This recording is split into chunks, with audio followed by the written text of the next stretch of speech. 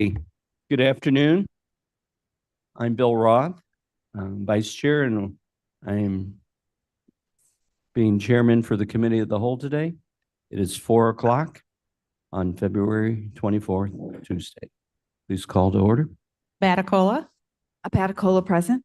Allen, Arroyo, Bates, Garcia, Gripe,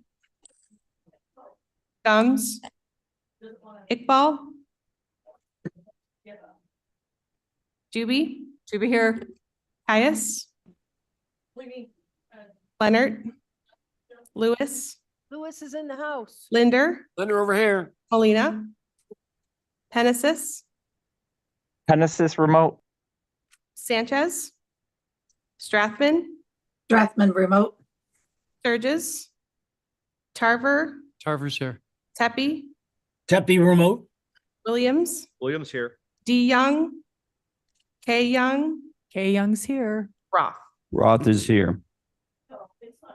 And Caius is remote. And Caius is remote. We do not have Thank you. in-house quorum, No. so we can't approve attendance requests. Mr. Williams, would you mind doing the pledge today? Absolutely. I pledge allegiance to the flag of the United States of America and to the republic for which it stands, one nation, under God, indivisible, with liberty and justice for all. Thank you. Minutes. Is there any public comment? None. See none? Okay, we're moving right along here. All right, today's presentation / discussion is from CASA, King County Update. And we have a few of the directors here on board, including Mr. Michael. Welcome, everybody. Come on down or come on up to the mic, please. Thank you, and thanks for the opportunity today. I'm Jim DeCella. I have the privilege of being Executive Director of CASA King County. I'm joined today by our Board Chair, Jim Shakaris, as well as the Executive Director of the Health Department, Michael Isaacson, and he'll be up a little bit later as it relates to one of the initiatives that we're working on together. All right, I'm going to see if this magic works.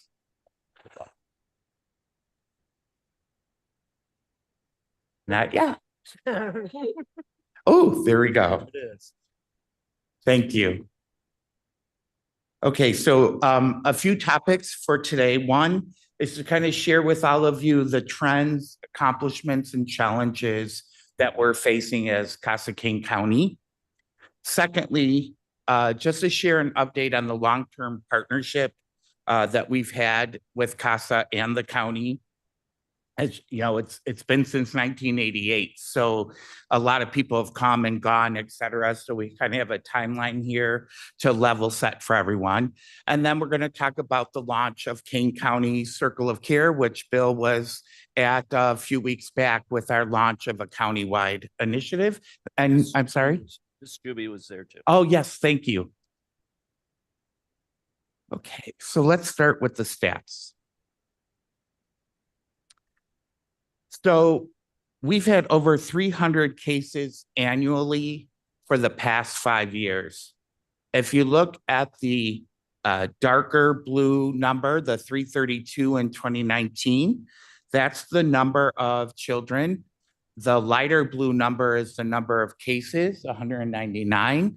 And the dark gray number is the 130, which is the number of volunteers. And what you see post-COVID, look at 21, 22, 23, 24, 25. You know, we've been averaging over 600 children and over 300 cases for the last 5 years.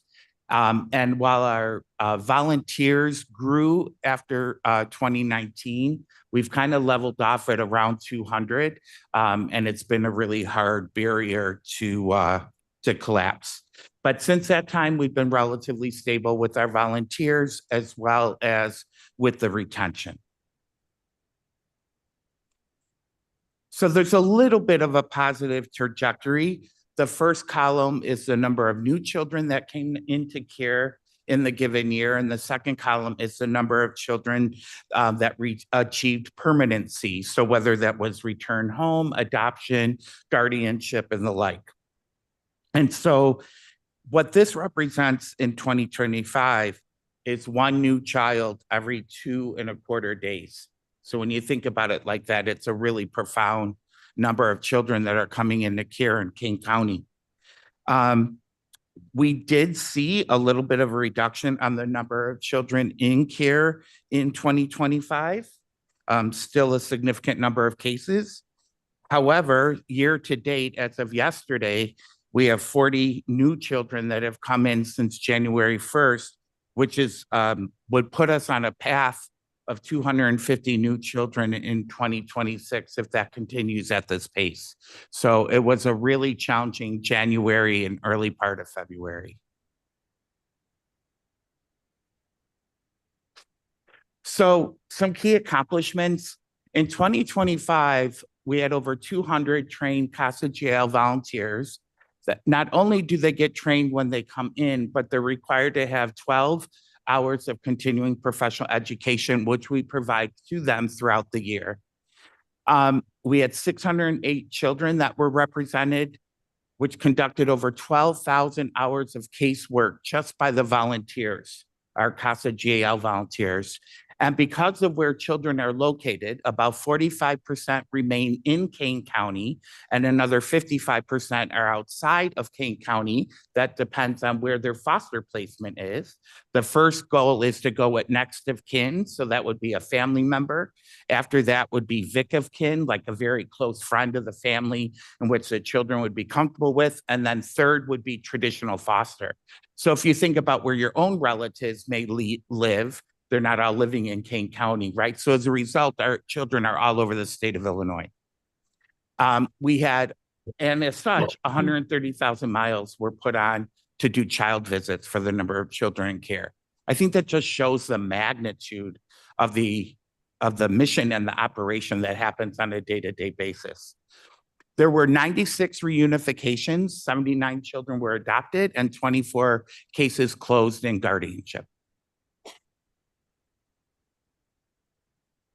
A few highlights. We started a mentorship program where peer advocates are connecting with other advocates within the organization that has really helped with our retention and building a partnership within the group. We have automated through a technology, our court report platform, make it easier for our volunteers to complete the court report, and it's standardized for the judges that see the reports. We're strengthening our legal team resources, and we launched the Kane County Circle of Care, which is focused on connecting children and families within Kane County to well-being resources that they so desperately need. And Michael will be joining us on an update on that later in the presentation. A few key challenges. Our cases have, increased dramatically since 2019. While it's relatively steady, Chief Villa and I have been talking about this. There's really no reason to believe it's going to decrease. It's just been on a very steady increase. Cases remaining in care longer are requiring more court dates, more GAL and attorney involvement over a much longer period of time. Our average case is approximately 3 years. Operational costs, like all of us, are up, and revenues not determined, but expenses are pretty certain. And we will be moving out of the county building, which I believe many of you know, which will increase our initial capital outlay, as well as financial costs associated with the move and ongoing maintenance. Any questions before I move on to the partnership? Yes, sir. It was news to me when I read this packet that you. Closer. I'm sorry, Michael Linder here. It was news to me when I read the packet that you're moving out of the county building. Are we pushing you out, or are you leaving because you need more space? What's happening? We were asked, based upon conversations with Chairwoman and the state's attorney's office, that while the county did look for alternative space, there wasn't really much available. As you know, it's very limited in supply. We were asked that the lease would not renew past 2028, and we would need to find a new location. And so we found something opportunistically, and we really needed to get a capital campaign in order, which I'll share with you in order to get ahead of the game. Any other questions? Yeah. Okay, thanks. Abaticola. I have a Oh, question, sorry. Yeah. I heard a stat that there's 18,000 foster children, 22,000 in the state of Illinois, 18,000 in the Keller counties here. And you're saying that there's only that small amount in Kane County, which is an enormous amount. I mean, every life matters, but did I hear the wrong stat? The wrong Yeah, number? so we have about 10,000 children in foster care, excluding Cook. Cook is on a whole journey of its own. They're not even part of the funding sources through DCFS. They have a whole separate state alignment. There's about 10 to 11,000. We represent about 8%. Yeah. There's about 400,000 nationally, and we service the national, all the different CASAs, about 280,000. Mhm. Is that helpful? Yeah, so that the stat, what I heard could be correct. There could be 8,000 in Cook County and 10,000 in the rest of the counties and another 2,000. Oh, that could, well, we're only 11,000 children in the state of Illinois. So if you Okay. said 8, and it sounded like 40,000. No, You're but not- what I oh, was told was incorrect. So thank you for Okay. clarifying that. Yes. No, you're welcome. Mhm. So from a partnership perspective, we've, CASA has partnered with Kane County since it was first formed almost 40 years ago. And I thought to level set, which we would just take a little bit of journey on the history and our partnership, just so everybody has the same information. So first, we were formed in 1988. And then in 1992, CASA Kane County, with the support of our court partners and the county, we became a Guardian Ad Litem program, becoming one of only 4 programs in Illinois and less than 10% across the country. What that enables us to do is that our volunteers are sworn in as Guardian Ad Litems. They get full access to information like any Guardian Ad Litem attorney would be able to achieve. So we're able to access information much quicker, and the partnership amongst all those involved in a well-being case is addressed through our GAL. That generated some, substantial savings for the county, who no longer had to provide the GAL services. And by law, for abuse and neglect petitions, which are the court that we're speaking of, the Guardian Ad Litem must be appointed by the county if there's not someone else that's doing so. So that's a requirement. It's really a privilege for CASA to provide the service to our community, and we want to be able to continue to do so as we go down this path.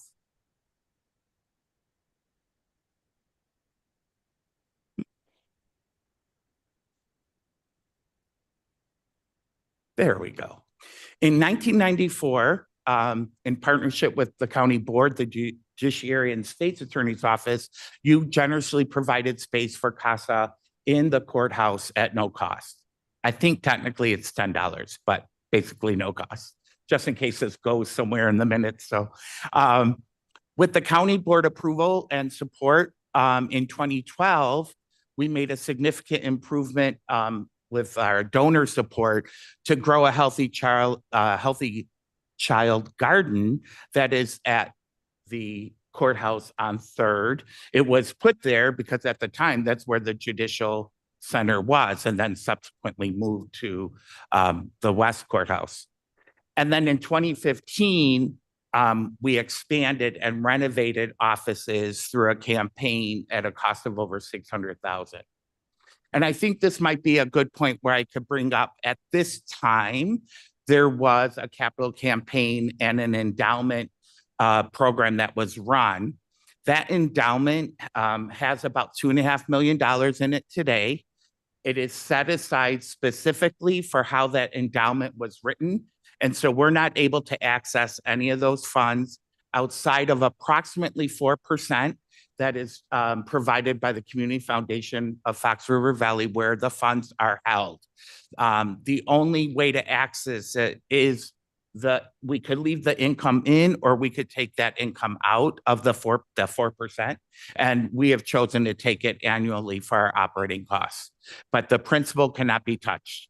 It's something that's supposed to be there, grow, generate earnings, and then use those earnings to sustain the organization. Bill? Yeah, Roth here. Is that 4% covering your operational costs? No. Your We would need an endowment of 50, 60, million? $80 million Okay. in order to have that cover our costs. Okay. We're at like a $3 million budget. Okay, I just wanted to check. Yeah, That's what I right. thought, So we're getting 60 to 75,000 of that 4% that's coming off the endowment. So it helps, but not. Yeah, it helps, but it's not like what one would envision endowment would be. And it would be nice if we could access it for other purposes, but we can't. Okay, thank you. You're welcome.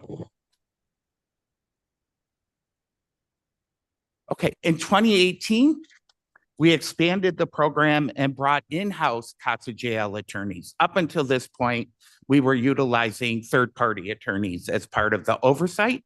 We brought them in-house. What's really nice about that is the attorneys on staff with CASA 100% are dedicated to only our cases and our children. A lot of the JL attorneys have other practices. So they have so many clients that are GAL clients, and then maybe they do real estate, or maybe they do corporate law, but our attorneys are 100% in-house now, and managing all of our cases, partnering with our GAL volunteers and our advocate supervisors. From 2015 to 2024, then, through the Riverboat Grant, we've received on average $65,000 a year, which we're really grateful for that.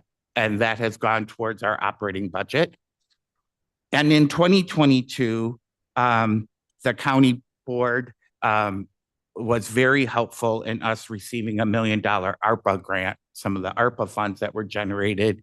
And we received those over 2022 and 2024.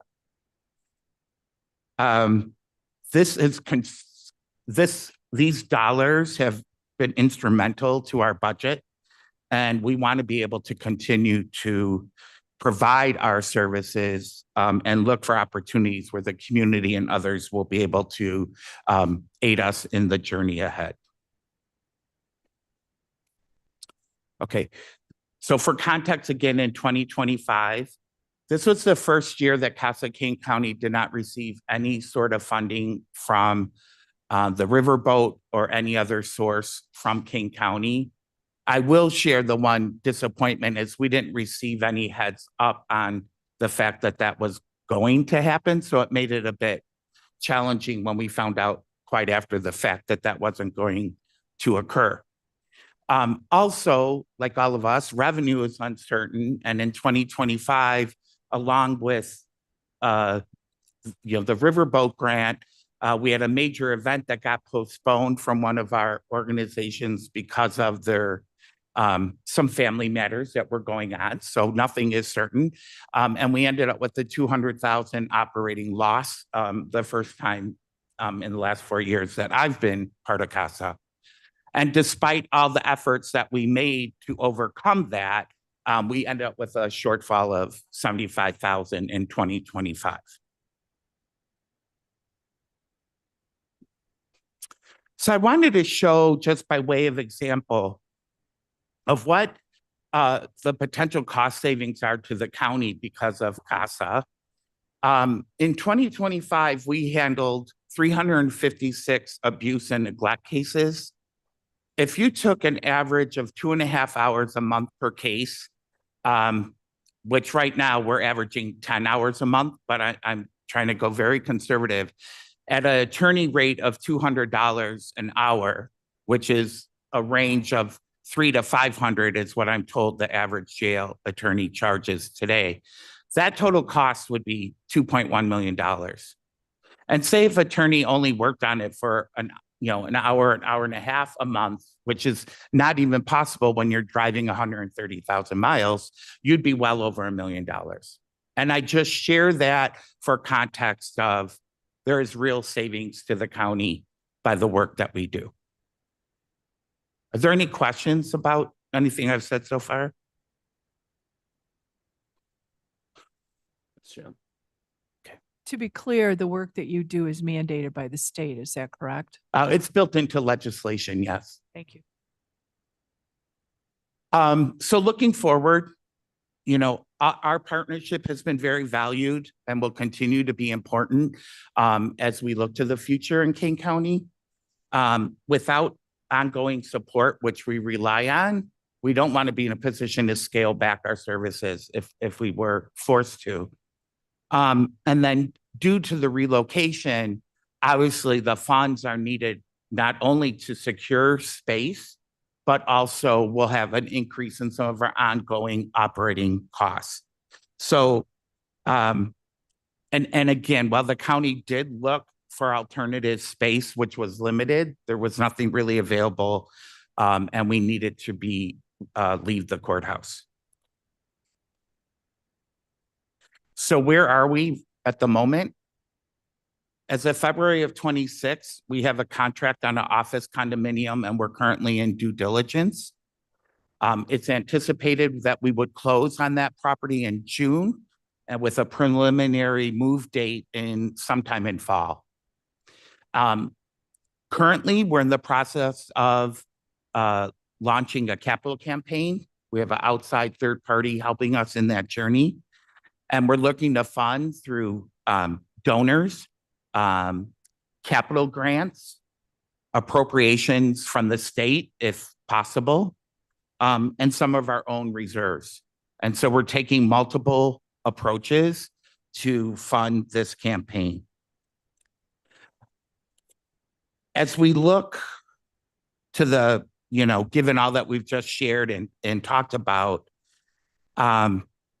I did want to bring up for discussion how the county may be able to assist us in some way as we look to multiple sources for our relocation and our ongoing increase in expenses, whether that's from the new space itself, which would be one time, or some additional operating costs because of the ongoing service being provided, or if there's third parties that you're aware of that may be able to make them funds available to help us on this journey. I will share that we're very close. We are waiting for today, just for any other thing on the discussion, to submit our grant for Riverboat to ask for funds relating to the purchase, as well as one particular capital expenditure, which we could wait until the grant is over in order to be able to use those funds. So I appreciate consideration in that submittal. Yes, Bill. Is the contract, is it to lease or to buy, purchase? It's to purchase. Okay. And the rationale behind purchasing is we did analysis of lease versus buy. And what's really, it was intriguing about the lease versus buy, when we looked at comparing that to a mortgage and what that would be over a long period of time, the lease payments, 3 years of lease payments would get us to break even on the cost of servicing a loan. In addition, we're able to acquire exempt real estate taxes as a nonprofit charity. And Lake County CASA recently did this, and they were awarded the exemption. So both those things significantly improve the financial outlook versus leasing, and it'll give us that long-term stability that we're looking for. It's an office condo, not a freestanding building. Right. Follow up. How much current space, square feet are you using, and what's the plan for where you're gonna? We're somewhere between 4,000 and 5,000 in the courthouse, and that's where we're You're looking for the going same. to as well. The only additional is that there's 2 extra storage spaces. We do use storage at the courthouse, but really functional storage spaces Okay. in the new building, which would be very beneficial, allowing us to take one of our offsite storage in-house. Okay. And then location wise, does it need to be close to the court? It does. Our radius of all the stuff that we looked at was within a 5-mile radius Okay. of West. Oh, Courthouse, the judicial because- center. Okay. Yeah, there's two things happening. One, we never know when we may have to go to court regularly. A lot of abuse and neglect is Zoom, but some are required to be in person. The second is if we go through with some things the state's attorney's office is looking at for a pilot program around addictions, that would be all in person for those particular cases. So we need to be close proximity. Okay. Thank you. Mhm. Any other questions? Yes, Ms. Lewis. So we're releasing this to you for $1. So what's the cost? What's the additional cost that you're going to incur per budget period because you're now having to Okay. find your own space? So from a purchase perspective, just the outlay of capital, which we're doing some through our own and some through, and what you'll see in the riverboat grant is $1,025,000. That's the purchase and closing costs related to that. From a monthly increase, at first, because of the line of credit, it's going to be more. And after that, we should be under 50,000 a year. That's what we anticipate based upon all known information right now. Mr. Can I, Carr. wait, can I, Oh, can I sorry. follow up? Follow up. Just like everybody else on this board, I was in shock that this is all happening. I wish you had shared that with us before. Because it sounds to me, and I might be totally off base, but it sounds to me like because we're not giving you space, you're coming back and asking us for money from the county to help fund this. So I just kind of feel like, I don't know, it just doesn't all set good with me. Not because of you, but Yeah. So the conversations were very active with Chairwoman Perogue and Jamie Mosser. And, it's interesting because someone said, how about the board? I didn't look at it as CASA is supposed to come to the board. You have people working in the organization that I would hope would have kept you informed. And I apologize if there was a different venue for that. So we've been working under the direction that we were given. I do think putting aside the building, however, I would just say that the county has provided operating support for 20 plus years. And I do believe it's because they saw the benefit of what we were providing to the county and to the services. And the fact that at some point, if we weren't a GAL program, that would fall back to the county to pursue. So I wasn't here back then. And that's why I wanted everyone to see the history and there's so many rumors that float through the county building. It's amazing. But I just wanted you to have the best information we had about the journey. And if there's ability, we would love to be independent and support, and we're going to do our very best to get there. But we're going through many avenues, not just for the building, but because we also have ongoing. Mr. Tarver had a question. Thank you. Just to follow up to what you just said, you talked about that you had conversations with the chair and the state's attorney. Can you share with us that timeline? Because I'm unfamiliar when that first took place. And also, when were you notified that the space would no longer be available after 2028? When did all that take Sure. place? So when I walked in April of 21, 22, I think I was brought in, April 22, the lease had expired, the current lease. I was hired in July of 22, and they gave me a month, and someone showed up to my office and said, hey, by the way, you don't have a lease. I'm like, oh, fascinating. I didn't know that was in my prenup agreement. And so we started having conversations about the lease, which seemed to have been an ongoing ability to renew. At that time, the state's attorney's office had evaluated our current lease and the statutes and advised that the statute does not allow the county board to have us be in a courthouse. I could share that over 80% of CASAs in Illinois are in their courthouse, and that's very common nationally as well. But for whatever reason, there was a different view on that. So then we started having so that was, heck, it took us almost a year. We didn't get a renewed lease till May of then 2023.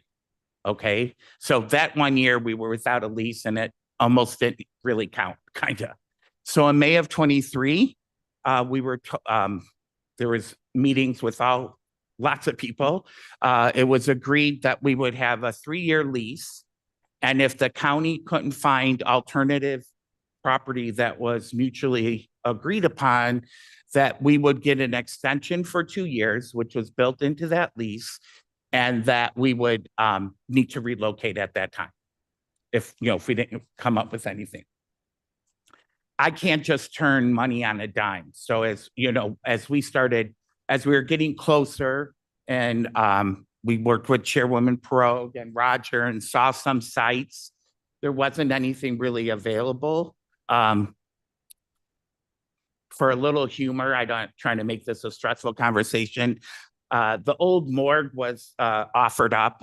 We just didn't find that overly suitable for a number of reasons, but that was almost like our last sort of ditch effort of a possible location, right? And then when you go into the conversations about, I know that you've all been having about budgets and finances and so forth, and the need for space, and originally thinking, well, at least from a court perspective at one time, that maybe the JJC would get expanded and maybe CASA would go into there, because we could be off-site in the county. It's just, well, we're being told we can't be in a courthouse. So, but none of that panned out. There was even a building that we were shown that the county was potentially going to purchase, and then we could lease out or get even maybe free rent, which was for a period of time, but that purchase never went through either. So we were just kind of in limbo as to what our options would be. Can I ask a follow-up? Sure. What is the square footage of the space that you're looking for, or that you're going to currently? What we have a contract on is approximately 4,800 square feet. Okay. And then there's common space and another 400-ish square feet of basement storage. Okay. And what I'll share is, and you know this from looking at houses or other things, right? 4,800 square feet is every 4,800 square feet looks different. This is just laid out beautifully that we don't have any direct construction costs, right? We're not knocking down walls. It's set up really well. That's what made it attractive, because we looked at what's available up until this point. We're like, do we wait? Or do we see if we could negotiate something? That was, the big debate the board was having. Mr. Chair, can I ask one more question? Yes, you I may. apologize. Because you had mentioned earlier about the riverboat. Yes. Excuse me. And obviously over year after year, you've achieved that grant. What was the dollar amount that you were requesting in 2025? And were you given a reason why you were not granted that in 2025? I believe it was 50,000. And it was for operating. And the riverboat grant has always been for capital, as long as I remember. Whoever was here at the time, right, it was an exemption that CASA would get this money out of riverboat for maybe there wasn't other funds available, whatever. The committee felt that at the time then that given the limited funds, dollars that need to be allocated for some other things, we need to stay true to the grant, which is capital. But we didn't learn about that till much later, which is here nor there, but just to give you context. Yes. Ms. Juby, but before you start, Mr. Surges, I see your hand. You'll be next. Thank you. Go ahead, Ms. Juby. Thank you. I have 2 questions. Sure. The first question is, who controls what goes into the courthouse? I see Judge Villas here. So is it you that control who goes in the courthouse, or does the county control that? It has 2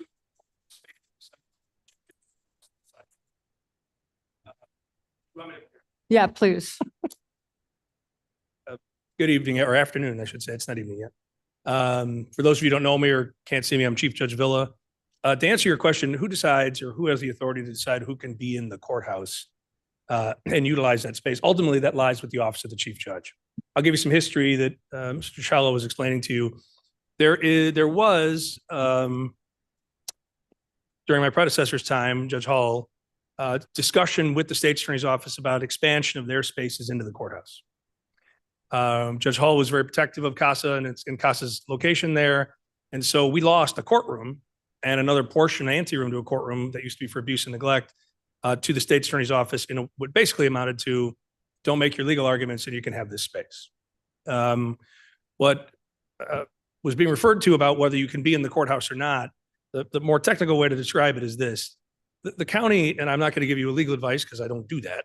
The county faces a dilemma when it has a county office that needs county building space and it is leasing that space to a 501c3 that's a non-county entity. The latter party loses, in my opinion, under at least the research that was done. That was the argument being made. From my point, when I became the chief judge, I didn't know, for example, that the county signs the lease, not the chief judge's office. And when I started learning about things and I knew that eventually my time as chief would come to an end, in fact, it's this December for those of you who want to celebrate.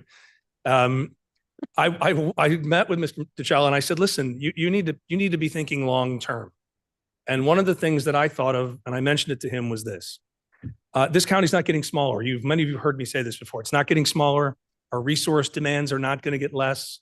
Certainly our resources that we have to provide for when this large subdivision gets built and goes in there, you're going to have we have a 40 to 50% divorce rate in the United States.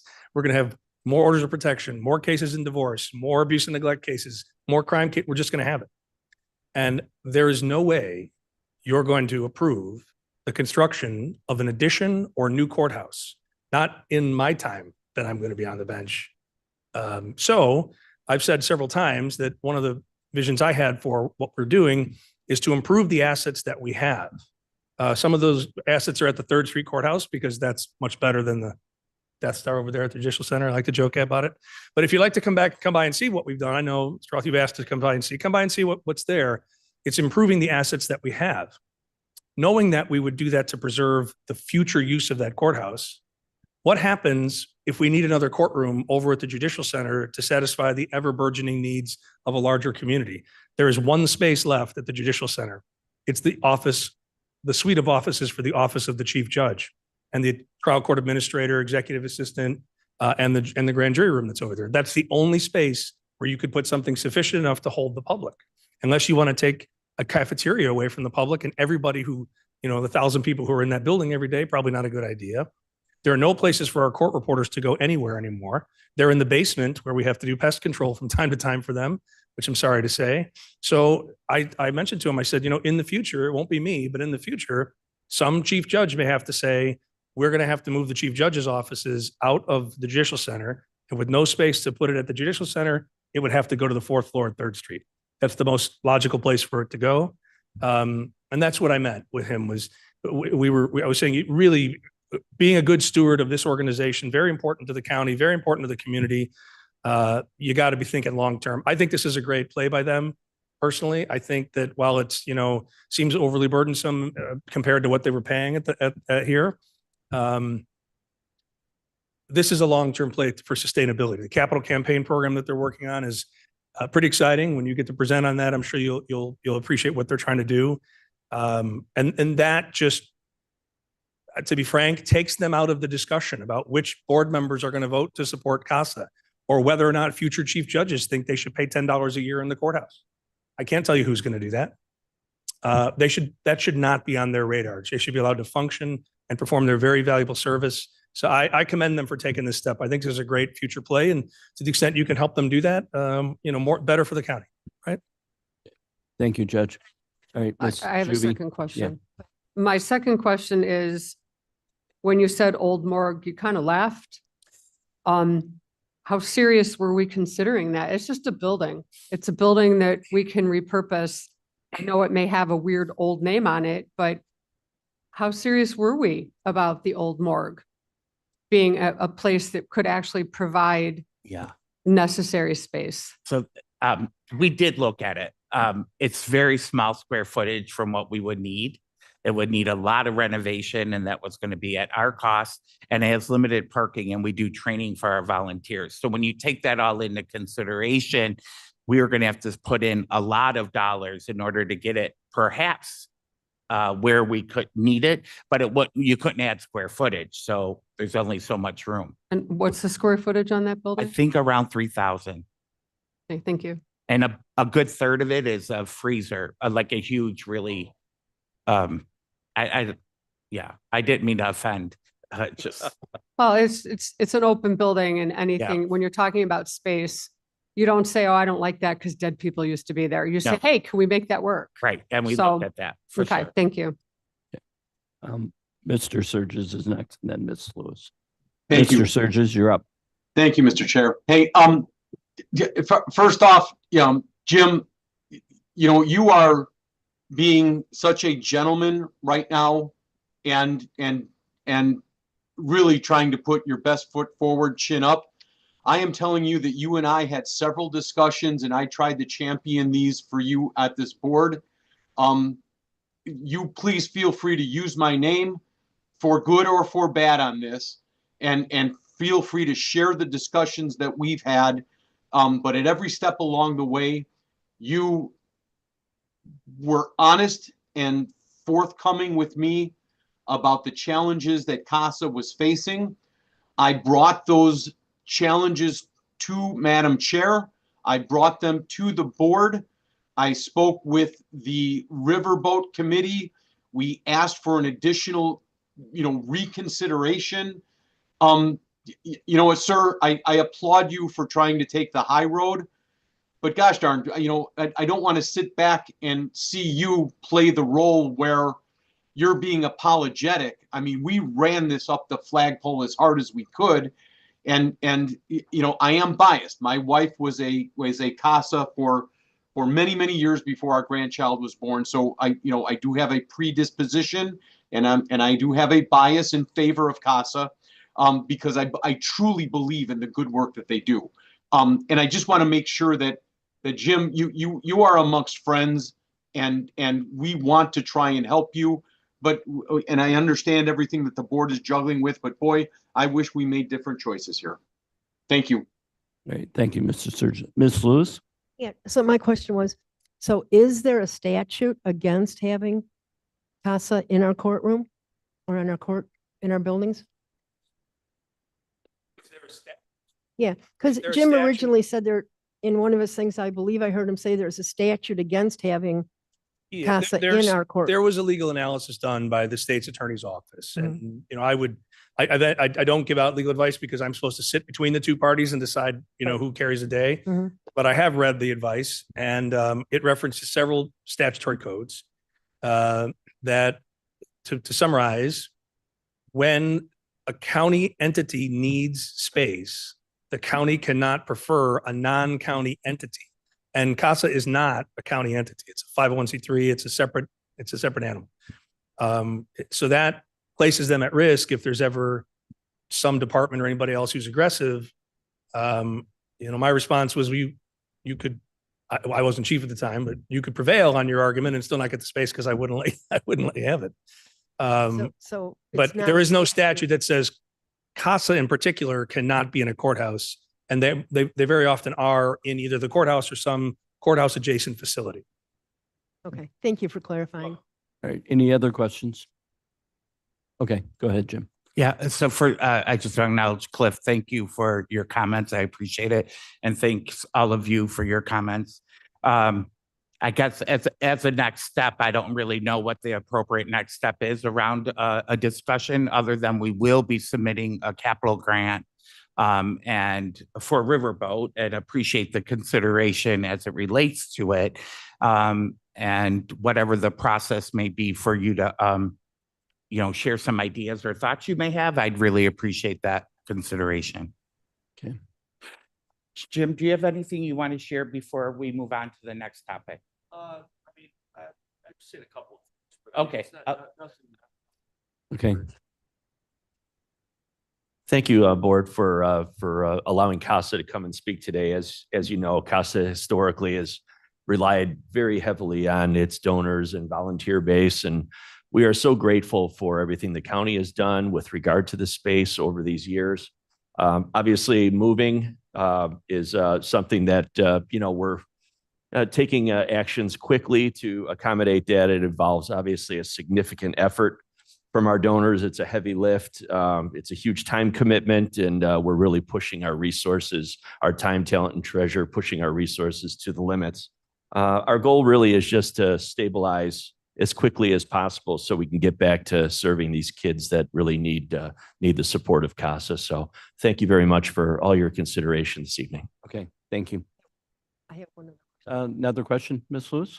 I don't want to get too far in the weeds, but if you don't get the funding, what are you going to cut? I mean, you had a shortfall last year, so. Well, we have secured a line of credit, so we're going to be relying on that until we can pay it down. Thank you. So one last topic.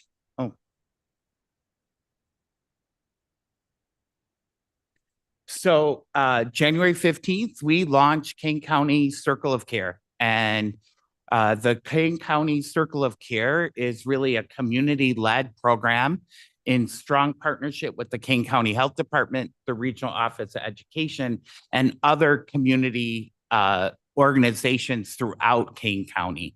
And our whole goal is to look at prevention, early intervention, and connect the children and families in our communities with these much needed resources. The resources are out there. There are some that we can't access, some that we need more of, but the reality is it's very difficult to navigate and to determine how we can move forward. So first in 2025, we started going around the community and sharing some of the stats that I shared with you. And I'm an accountant by trade. And so I kept saying, but we need to figure out how we reverse these numbers. What are we going to do to change the trajectory we're on? We should get out of business if we can. But, that's the reality is sad. And it was so sad to kind of hear the context of where we're going to grow the community. So we're going to have more divorces and more children in care. And I'm thinking there's something not right about that. But, it's the reality of where we're at. And so we brought together a group of leaders. And, we think this is a great way to improve outcomes for children and families across Kane County. If we get them on the front end and we take advantage of the services that are in communities, it's going to reduce the long-term public costs of for these children. It'll ease the pressure on the county and the judicial system. That Judge Karianis, if you don't know her and you want to observe a courtroom, I mean, with 600 kids coming through it and what we need to accomplish, she's just unbelievable. And strengthening interdepartmental coordination and cross-county coordination. So together, we really think we can have a high impact on the community. It's not tomorrow, it's a long-term initiative. And I am pleased to welcome Michael Isaacson to the podium to kind of go through our partnership's been strong and just sharing some of the things we're working on. So thank you. There you go. Good afternoon, everyone. Michael Isaacson, Director at the Health Department. Very excited to talk about this initiative that we have put together. As Jim mentioned, the young people who are court involved are some of the most vulnerable and have some of the biggest obstacles for success that are put in front of them. If you listen to me talk very much, I'm always saying that early childhood and supporting families is the most important thing that we can do as a community. Not only because I think it's important to take care of those people who are most vulnerable, but that's how we set ourselves on a path to success for the future. So if we want to reduce drug use 15 years from now, take care of our younger ones now. If we want to reduce health issues, including things like diabetes and heart disease, believe it or not, taking care of some of the things that young people who are court involved are dealing with now. We know that as people experience trauma, that they're more likely to have these poor health outcomes. So we have very complex issues that we're dealing with. And one exciting thing about this initiative is it really brings together a lot of people. And you can see some of the names on the board here. We're working together with the Kane County Regional Office of Education, working with CASA, involving people who have experience that have been working with families, the health department, Waubonsie Community College. We have had Director Miller from DCFS has come to Kane County multiple times to highlight the work that's been going on here. So we have the head of a large state department that's critical for this work. And there's a lot of work to do, but she's coming and she's highlighting what's happening here and trying to figure out how we can better work together, as well as the wonderful people from CASA. And I also like to say early childhood is really important. And I just have so much admiration for the folks who do serve as gals. This is a huge investment. As Jim said, some of these cases are 3 years. I know Mr. Surgis's wife has been publicly recognized for her great work, I think in multiple counties, but this is a big time commitment that people put forward. So with the work that we do with CASA to be able to support families who are going through really challenging times and to support those kids no matter where they end up, this is really important. And I also want to highlight what Jim said. There's resources out there. We're identifying and doing a better job counting where the gaps are, but there's a lot of things, and coordination just continues to be the issue, and getting things in a place where families can find them and where young people can access them. So here's some logos from some of the organizations who are involved. We started this work a little over a year ago, just had our big public launch last month. Very exciting. A lot of great people who are working together on this. Like a lot of the work that the health department does, we're not coming in and just starting this today. There's people on the board are doing this work every single day, and in some cases have been doing it for decades. The beauty of this partnership is that we're coming together and we're really being intentional about how it's not competition. It is how can we all work together to better serve our families. We did, as Jim mentioned, look at some of the resources that are available. We have some fantastic things. So if you've been on the board, you're familiar. We talk about our IRIS electronic referral system. Thank you to the county board. We have support where we have more resources at the health department that are doing resource and referral. We have just at the county, we have the Regional Office of Education who has staff out there helping kids in the schools every day who may be struggling with truancy or other issues. Jim was able to bring together a volunteer who really did an assessment of these different resources, and we worked together to categorize some of these different areas. So I won't read the whole slide to you, but looking at things that are important to people and social connectedness, you hear more and more about. That's critically important for young people so that they have that sense of not only being part of something. That's really important. It sounds soft and squishy, but that's critically important. And looking to the future, I kind of say like being, belonging, and becoming. So you are part of something, but you also have an eye to the future. And somebody who doesn't think they're going to live to be more than 17 or 18 years old, it's pretty hard to talk to them about long-term planning. And we have a lot of people, unfortunately, in our community who are in that situation. So this slide shows some of the areas where we're trying to put some different resources together.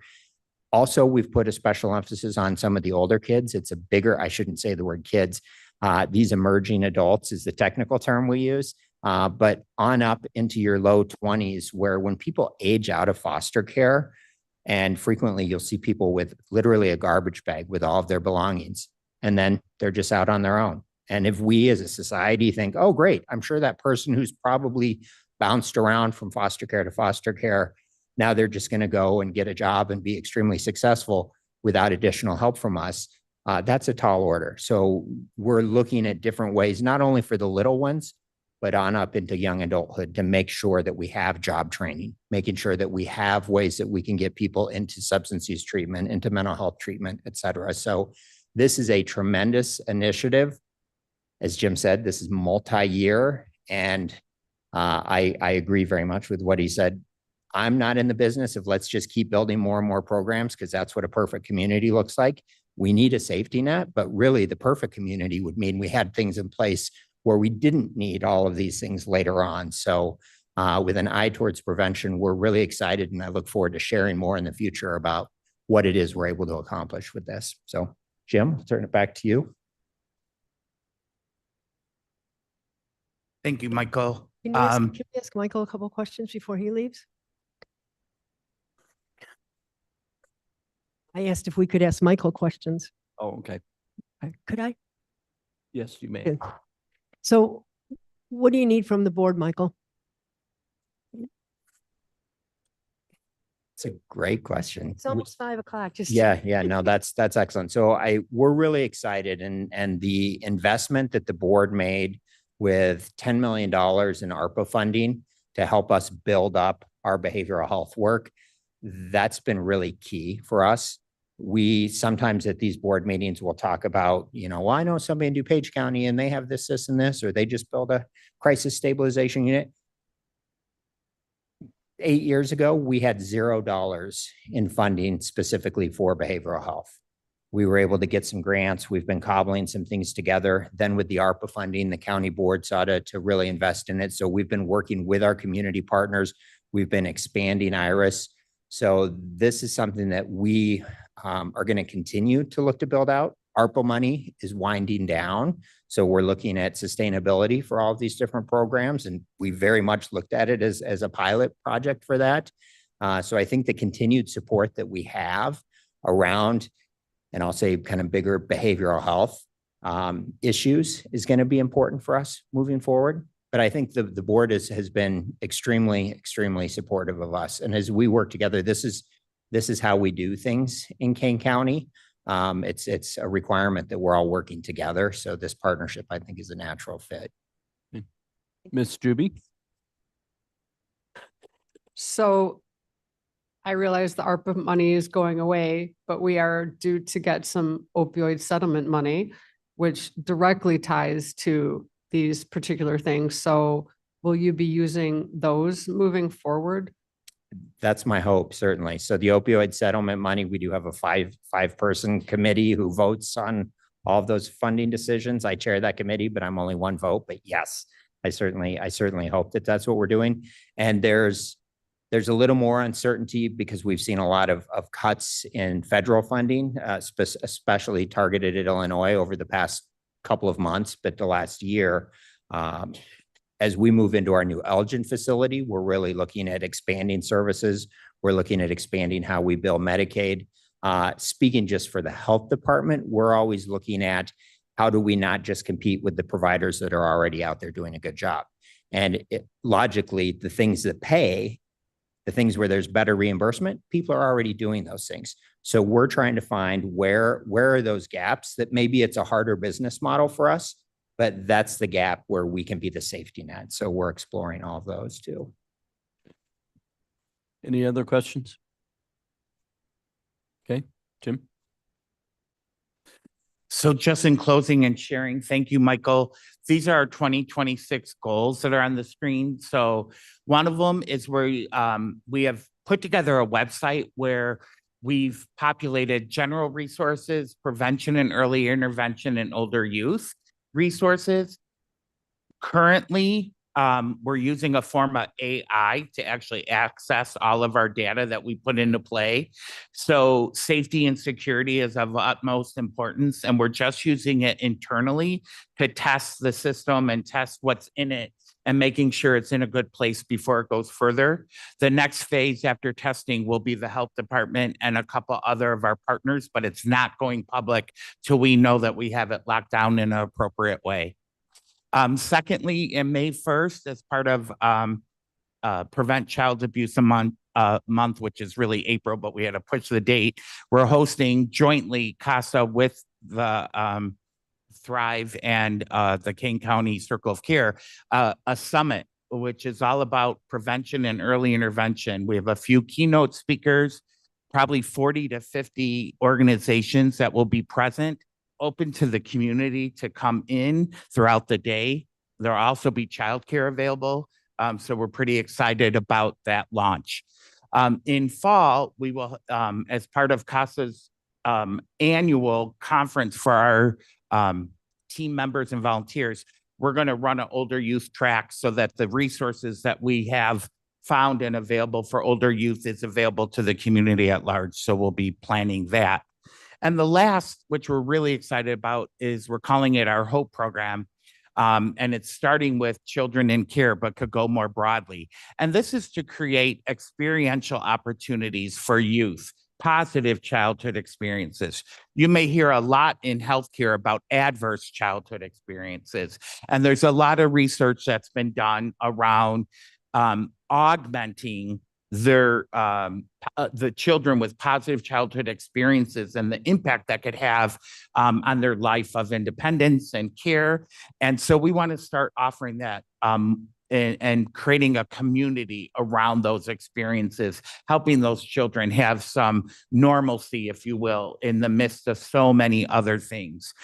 So that's an exciting program that we, as part of Kane County Circle of Care, are going to be focused on for 2025 or 6, sorry. Ms. Juby? With your Helping Families Thrive Through Early Intervention, where is that going to be? It's going to be at Christ Community Church in St. Charles, Elgin. And with the partnership with the Health Department and Regional Office of Education, the save the date is like drastically being pushed out into like their counselors and all the various programs, which we're excited about, plus the various agencies that we're working with.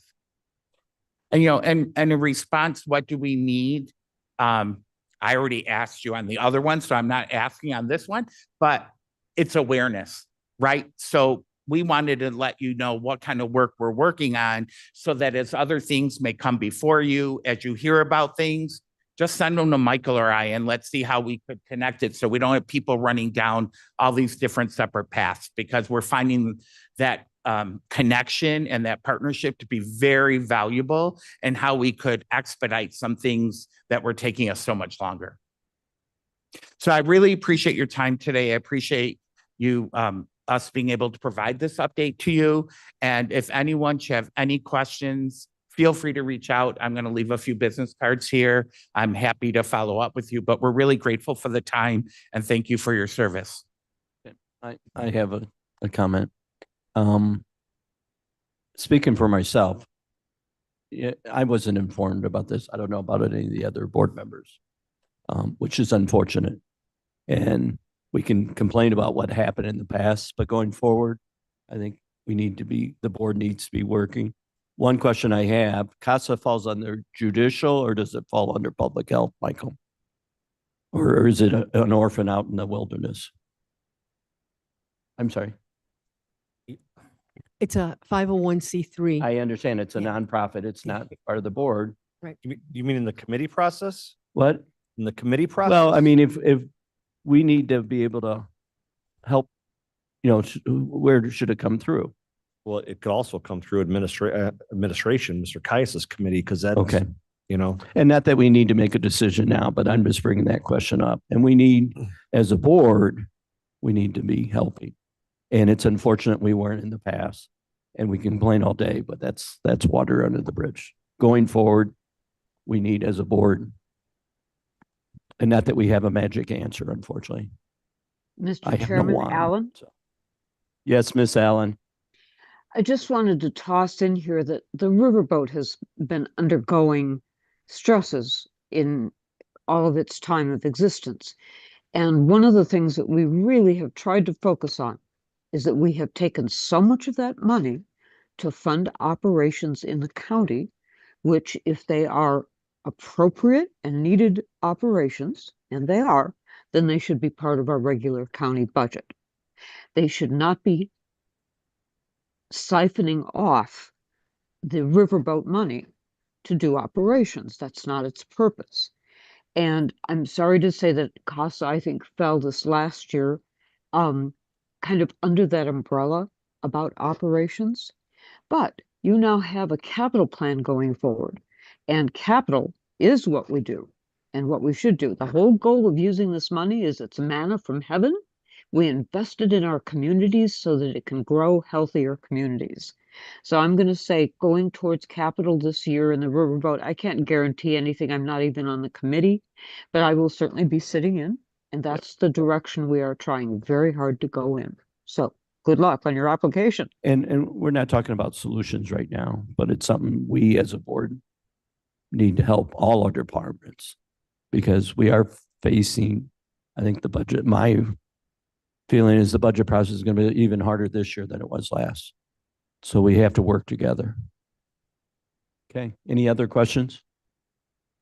Okay, thank you, everyone. Thank you for coming so in. much. Thank you. Yeah, and you have an event coming up March 7th, I heard? Yes. Their big fundraiser. Okay, yeah, I know. Thank you, thank you, Michael. Thank you, everyone on the board. Any final questions before we? Ms. Lewis made a motion to adjourn. Could I get a second? William, second. But we can informally. Everyone in favor? Let's get out of here. Thank you, everyone, and thank you, everyone remote. Have a good evening.